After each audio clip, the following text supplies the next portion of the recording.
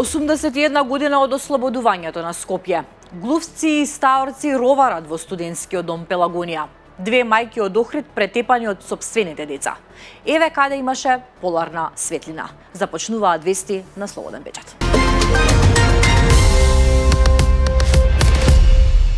Скопје денеска одбележува 81 година од ослободувањето во Втората светска војна. Делегации од институции и организации ќе оддадат почит и ќе положат цвеќе на партизанските гробишта во Бутел, на алејата на заслужните граѓани и на споменикот Ослободители на Скопје на платото пред владината зграда.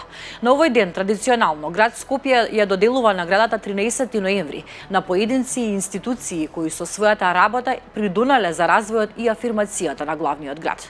На 13 ноември пред 70 години борците од 42-та и 50-та дивизија на Народно-ослободителната македонска војска и 16-та македонска бригада го ослободија Скопје од фашистичката окупација.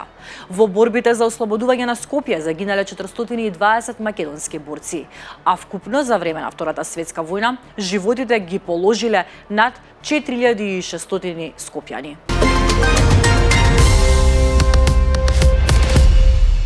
Глувци и стаорци роварат во студентскиот дом Пелагонија, каде се раскомотиле и стигнале до повисоките катови од зградата. Се жалат станари во домот во скопската населба Киселавода. Студентите велат дека повеќе пати пријавувале кај управата, но оттаму добивале потценувачки и иронични одговори.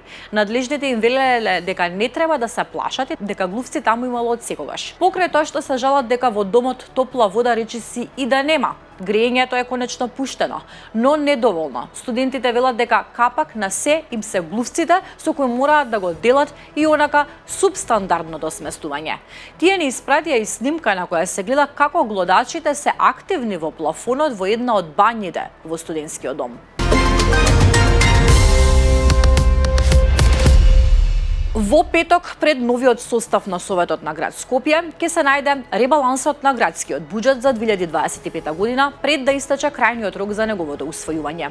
Во изминативе неколку денови градоначалникот Орце Ѓорѓиевски најави неколку проекти за кои очекува со ребалансот да се обезбедат пари, како што е новогодишно украсување на градот, но и средства со кои би почнала реализацијата на проектот за брз автобуски превоз, односно за БРТ проектот, што во изминатите години повеќе беше оспоруван отколку одобруван. Во однос на новогодишното украсување на Скопје, кое секогаш станува актуелно во овој период на годината, градоначалникот посочи дека во актуелниот буџет не биле предвидени пари за оваа намена. Ова го следи Анета Стојковска.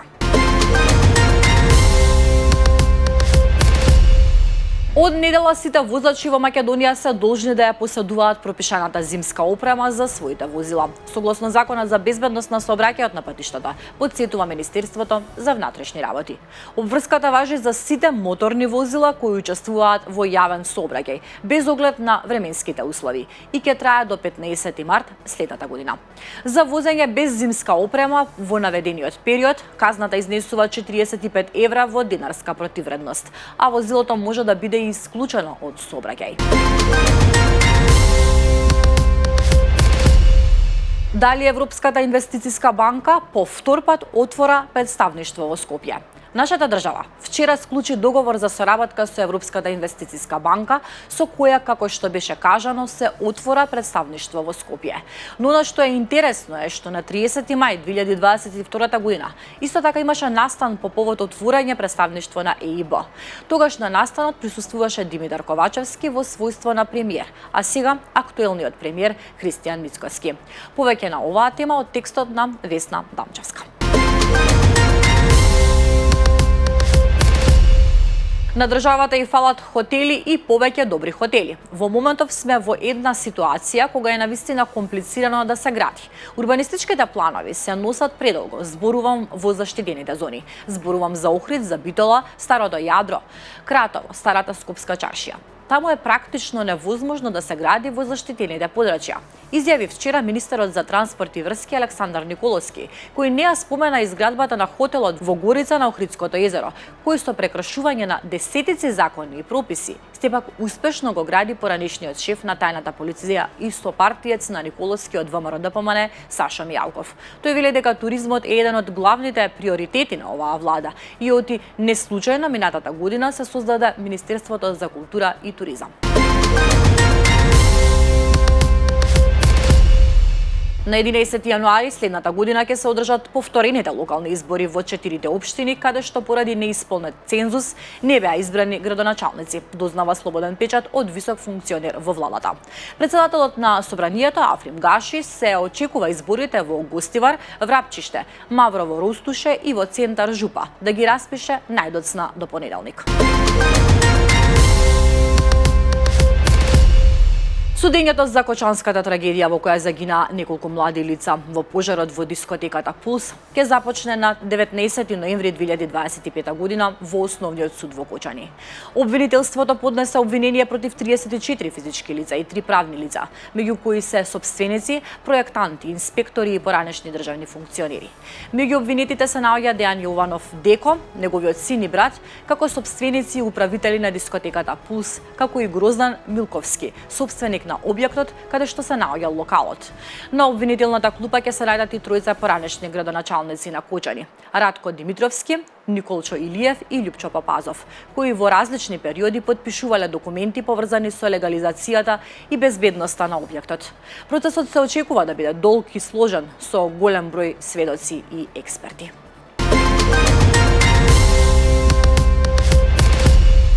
Заменик министерката за европски прашања Викторија Трајков бара извинување за навредливи постови по социјалните мрежи од известни Боби Илиевски и Герасим Лазов, а доколку не го добија тоа извинување, најавува тужби. Во објавата таа побара во рок од 48 часа да и се извинат и да ги отстранат сите текстови и постови на Facebook, Twitter и останати мрежи, во спротивно веќе, како што кажа, немала да толерира и ќе биде приморана да поднесе тужба против нив пред граѓанскиот суд во Скопје. 12-годишно дете било нападнато и избудено со остар предмет во Скопски центар, пошто било пренесено во комплексот клиники Мајка Тереза за укажување на лекарска помош. Според информациите од МВР, инцидентот се случил вчера околу 15:50 часот, кога ГМ, 39 годишен, од Скопје, пријавил дека неговиот малолетен син бил физички нападнат од лице со иницијали Бљ. Напаѓачот според пријавата по вербална расправија му нанел расекотина со остар предмет и му го оштетил велосипедот. Два шокантни случаи за едно деноноќие во Охрид. Две мајки завршија под полициска заштита по жестоки семејни расправи во Охрид и Охридското село, каде нивните деца физички ги нападнале во домашна атмосфера. Првиот инцидент се случил вчера во утринските часови на улицата Јане Сандански во Охрид. Според полицијата, 24 годишен охриѓанец физички ја нападнал својата 50 годишна мајка по вербална расправија. Полицајците од СВР Охрид брзо интервенирале и го лишиле од слобода напаѓачот. Против него ќе биде поднесена соодветна пријава по документирање на случајот. Вториот напад бил пријавен синоќа околу 20 часот во едно охридско село.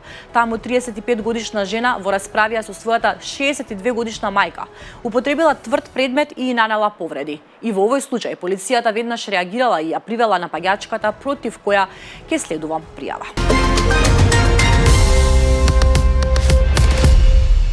Детали од шокантната тепачка во Загреб. Во тепачката учествувале околу 20 маскирани млади мажи. Неколку маскирани напаѓачи во еден момент почнувале да клоцаат момче, соборувајќи го на земја. Дел од маскираните по тепачката избегале во правец на Европскиот плоштад, а наводно еден од нив со себе имал предмет сличен на палка. Неофицијално, маскираните напаѓачи наводно нападнале матуранти од средното училиште во Сплит, кои дошле во Загреб.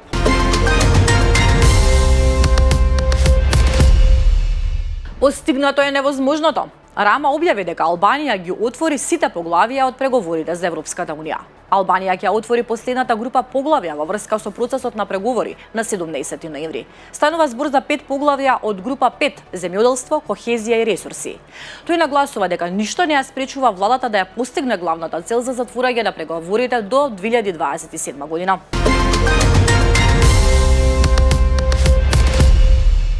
Најдолгата делумна буџетска блокада на работењето на американската влада заврши. Претседателот Доналд Трамп го потпиша привремениот буџет претходно усвоен од Конгресот, со што се стави крај на така наречениот шатдаун по 43 дена. Со мојот потпис, федералната влада сега ќе продолжи со своите нормални активности, рече Трамп во Белата куќа.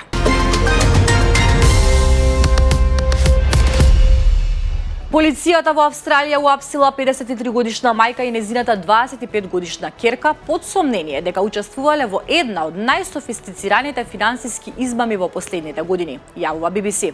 Според обвинението, мајката се представувала како гледачка на судбина и експерт за фенг шуи, ветувајќи на ранливите клиенти од виетнамската заедница доаѓање на милиардер кој ќе ги реши нивните финансиски проблеми.